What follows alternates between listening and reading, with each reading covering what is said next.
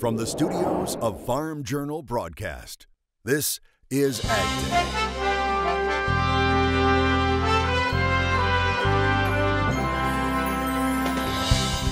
Coming up on Ag Day, two big stories we're following. The Farm Bill, soon to become law. 87 yay, 13 nay. Conference report is agreed to. As it gets approval from both chambers of Congress. And the news farmers have been waiting for, finally, soybeans will be going to China. More boats on the way. Ag Day, brought to you by the Chevy Silverado, the most dependable, longest-lasting full-size pickups on the road. Good morning, I'm Clinton Griffiths. A developing story we've been following since news first broke yesterday afternoon. China reportedly making its first buy of U.S. soybeans since the trade truce was declared. Reuters reporting Chinese state-owned companies bought at least 500,000 tons of U.S. soybeans on Wednesday, a small buy, but Brian Splitt, a trader with Allendale Incorporated, says his contacts on the floor of the CME are telling him as many as 30 boatloads out of the Pacific Northwest and 10 out of the Gulf of Mexico were purchased by China. Now, if true, that would be about 2.6 million metric tons. That plus an earlier statement made by President Trump driving the markets. President Trump speaking about trade with China, telling Reuters in an interview, quote, "They're buying tremendous amounts of soybeans. They're back in the market. I just heard today that they're buying tremendous amounts of soybeans. They are just starting now," end quote. Joe Vaclavic of Standard Grain joining us now. Joe, this has been talked about for nearly 2 weeks, but there was no proof of China buying soybeans. Do we now have proof that China is back in the market?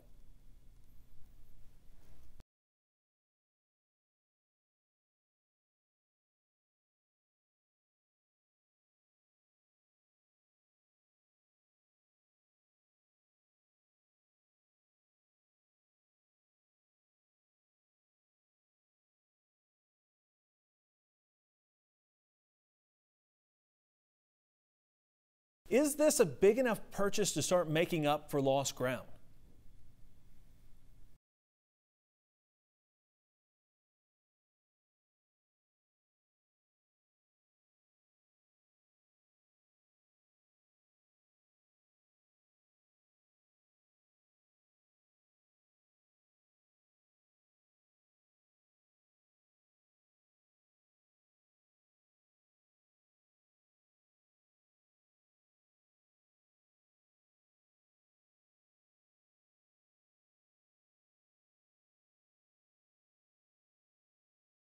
So are more purchases expected, I guess is the question.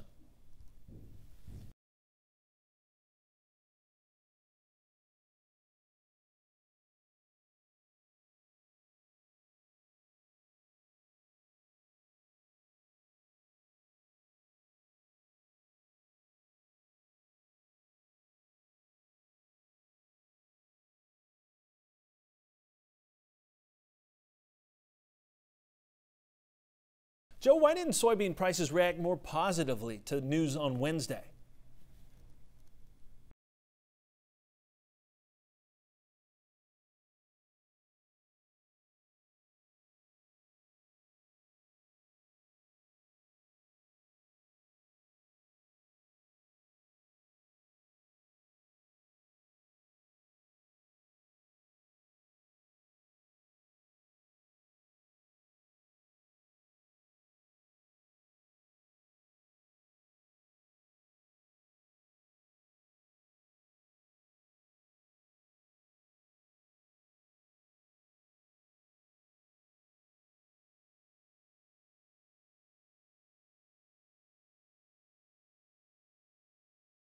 Thanks, Joe. Also worth noting, private exporters sold 132,000 metric tons of soybeans to Mexico and 110,000 metric tons to unknown destinations this week. We hope to learn more when the USDA releases its weekly export report later today, so stay with us. We'll keep you updated on air and online. But others out there not sharing the president's optimism. Speaking with the Associated Press, Democratic Senator Doug Jones says President Trump's talk of tariffs is sparking questions and anxiety back home in Alabama. That includes from soybean farmers. Saying, quote, "My soybean farmers are scared to death because they're losing markets left and right. They've spent so much time building up markets in China and abroad that they're now uncertain because of Trump's approach," end quote. Jones saying that even in deep red Alabama, people are starting to question whether Mr. Trump's nationalistic approach on tariffs is a threat to their financial well-being. Our other big story, the 2018 Farm Bill, now on its way to the president's desk. The House passing the measure yesterday, a day after the Senate voting overwhelmingly for the bill that will fund key farm safety net programs for the next 5 years, all without making significant changes to the food stamp program. Now, the Senate vote, 87-13. Senate Majority Leader Mitch McConnell brought the bill up for a quick vote after the House and Senate reached an agreement on the final text. The president, talking from the Oval Office about the Farm Bill, seeming encouraged by the bill's bipartisan support.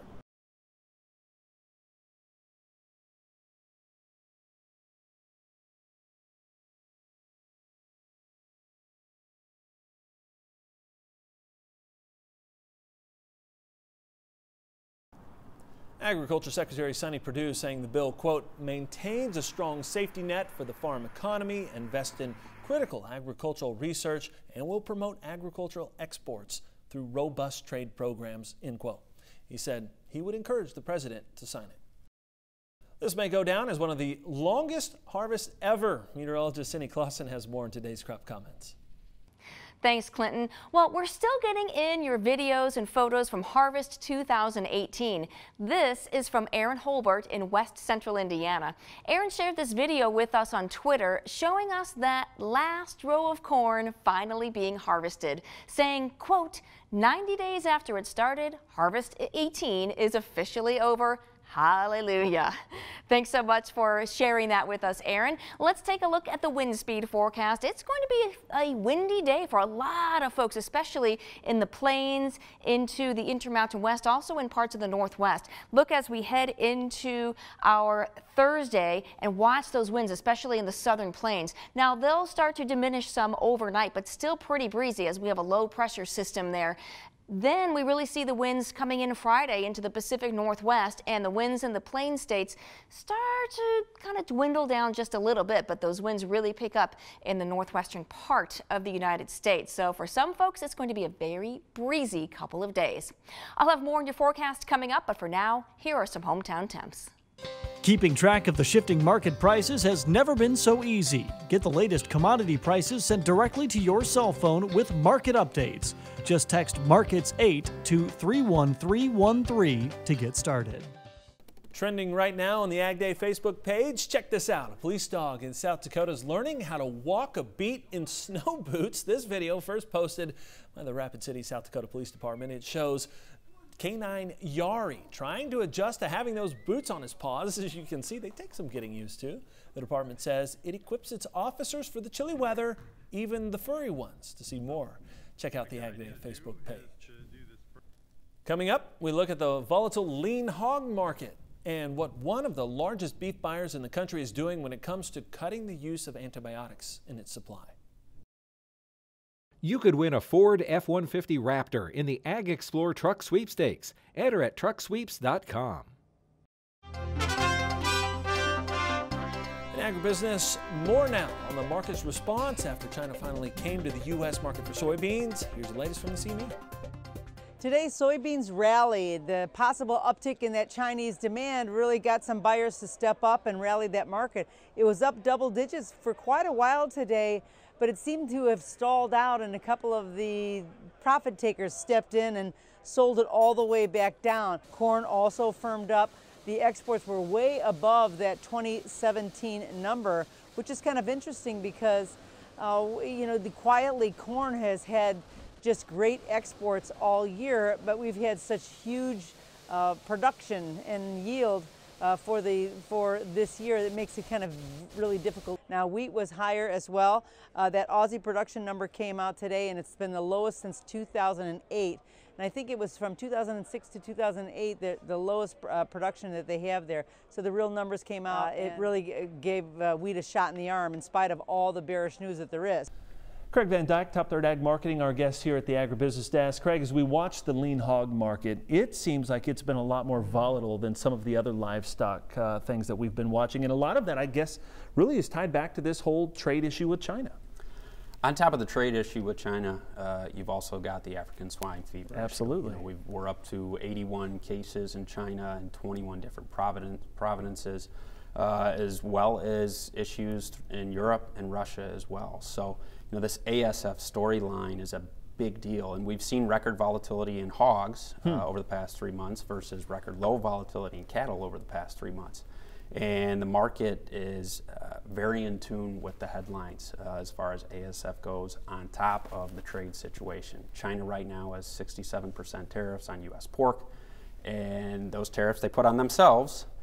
Last week we saw China come in and buy U.S. pork. So, this ASF headline continues to push back month markets out, month futures markets out, because obviously that's, when this stuff could really get real.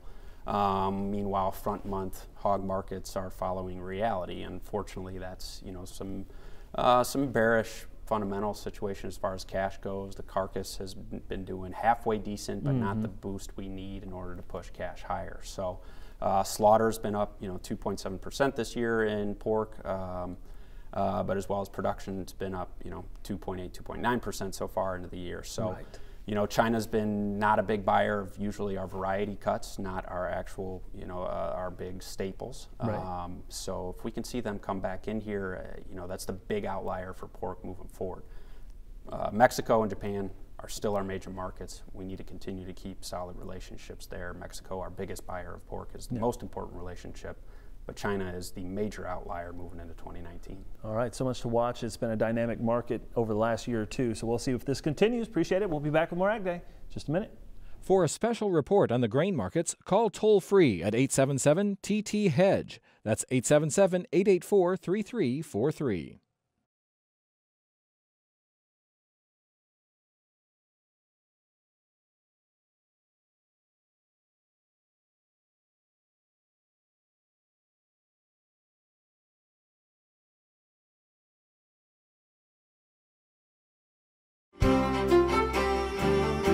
Welcome back to Ag Day. I'm Cindy Clausen, watching this storm system move through the southern part of the U.S. And parts of the south have gotten more snow than us folks up in the north. I know, and we tend to get a lot of snow here in northern Indiana, especially being near Lake Michigan. But yeah, they are going to be seeing a little bit more snow even in parts of Texas as we head through the next 24 hours. Let's take a look and see how things are shaping up.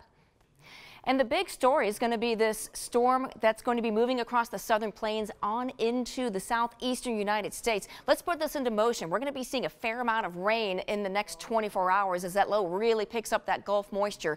On the backside, as we draw in some colder air, we'll start to see a wintry mix and then eventually some snow for parts of north central Texas. This is all going to be pushing off to the east. Notice we have another storm system moving into the Pacific Northwest, so look for some rain and upper elevation snow there over the next couple of days. Here's Friday morning, 7 o'clock. You can see that snow right smack dab in the middle of Texas, while this low will continue to slide into the southeastern United States, bringing more wet weather to areas that really got hit over the weekend. Now, as we take a look at our precipitation estimate, watch as this just blossoms in Texas, into Louisiana, into Mississippi, all through the southeast, even into Oklahoma, southern Oklahoma, southeastern Oklahoma, looking at some pretty heavy rain there. And we'll see some heavy rain starting to move into the far Pacific Northwest. As far as snowfall, watch this as we get into the next 24 hours. Not a lot until we start to see that snow in Texas, but we'll see some more of that upper elevation snow in the Pacific Northwest as well. Temperature-wise, you can see that big dip there as we see 30s and 40s all the way down into Texas, at least the western part of Texas. Temperatures actually a little bit warmer in some of the eastern parts of the Corn Belt. Into the overnight hours we go, and we'll see those temperatures dipping down into the upper teens and 20s in the north central United States, some 40s, 50s in the southeast. Warmest down in Florida, but it's getting down to 31 all the way down as south as El Paso. And then tomorrow we're going to see those temperatures again about the same, just slightly warmer in some of the eastern Corn Belt. You can really see where that cooler air though is affecting a lot of folks in the plain states. Let's look at that jet stream, and there's that trough that we are seeing. And that storm system, you still see that cutoff low that the models have been showing. That's going to continue eastward, so that storm moves all the way over through the southeast, a little bit on the similar side to what we saw last week. So that moves to the east. We get a bit of a warm up into the plains early next week, but then as we continue on, we start to see another kind of trough developing there. So that'll be interesting for the end of next week. We'll keep an eye on that for you. That's a look at your national forecast. Now let's check on the weather where you live. McFadden, Wyoming, sunny, breezy, and cold for you today with a high of 25 degrees. Bruce, Mississippi, showers and thunderstorms with a high of 58. And Troy, Pennsylvania, cloudy with some snow showers and a high of 34.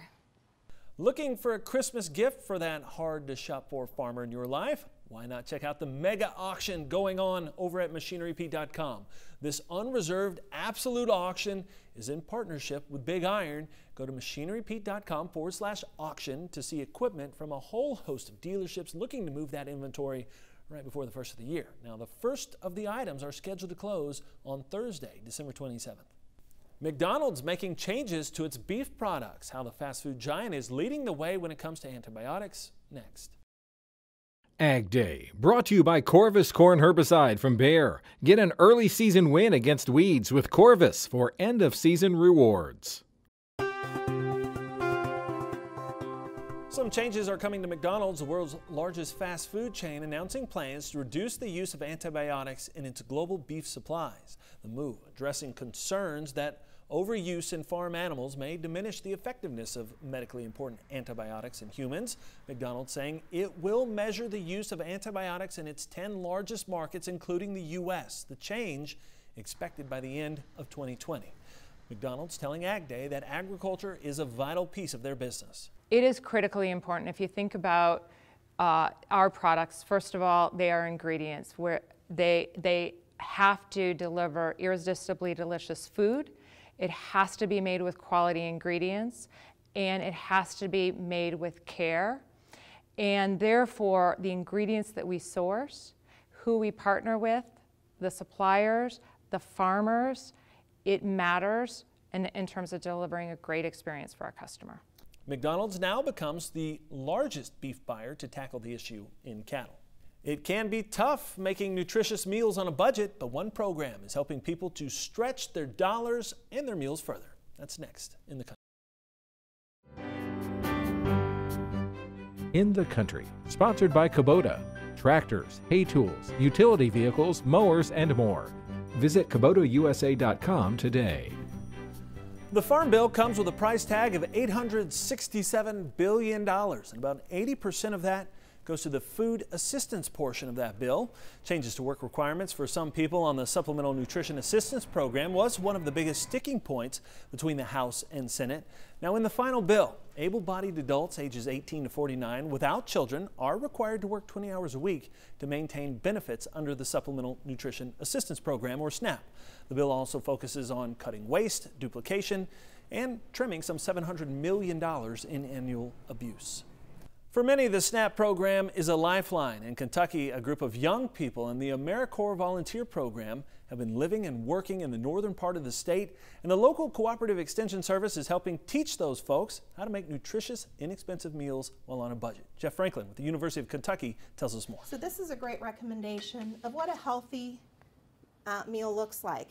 These young people come from all over the map and will eventually move on to another location and continue their work. Tyson Watkins from California is taking a gap year halfway through his college education. I looked it up, it seemed right up my alley, seemed like I could help people, you know, I could get away and explore a little more. I mean, I've been in California my entire life. Tyson said he didn't have a lot of experience with healthy cooking or eating, so the classes offered by Pilcher have been good for him. Pilcher said she loves working with the AmeriCorps volunteers. They are engaged, they are eager to learn. As you can see behind me, they are hands-on and are not afraid to jump in and ask questions and do what needs to be done, and I love that about them. Clarissa Sanchez, an AmeriCorps volunteer from Puerto Rico, and the group's food coordinator, said the classes have made her job easier. Melissa's been giving us so many recipes. She's been helping us out with the cooking classes, which since most people don't know how to cook, it's nice to actually be a visual learner and actually see what's going on. There is no way they could eat out every day and stay within a budget. So by learning to cook for themselves, they are able to prepare not only healthy meals, but stretch their budgets so much farther and do other things that they need to do. As they made recipes from the Nutrition Education Program calendar with a different meal each month. From the University of Kentucky College of Agriculture, Food and Environment, I'm Jeff Franklin reporting. The AmeriCorps volunteers have been in the northern Kentucky, Cincinnati area since October and will move on to their next assignment by the first of the year. That's all the time we have this morning. We're sure glad you tuned in. It's been part of your day with us. From all of us here at AgDay, I'm Clinton Griffiths. Have a great one.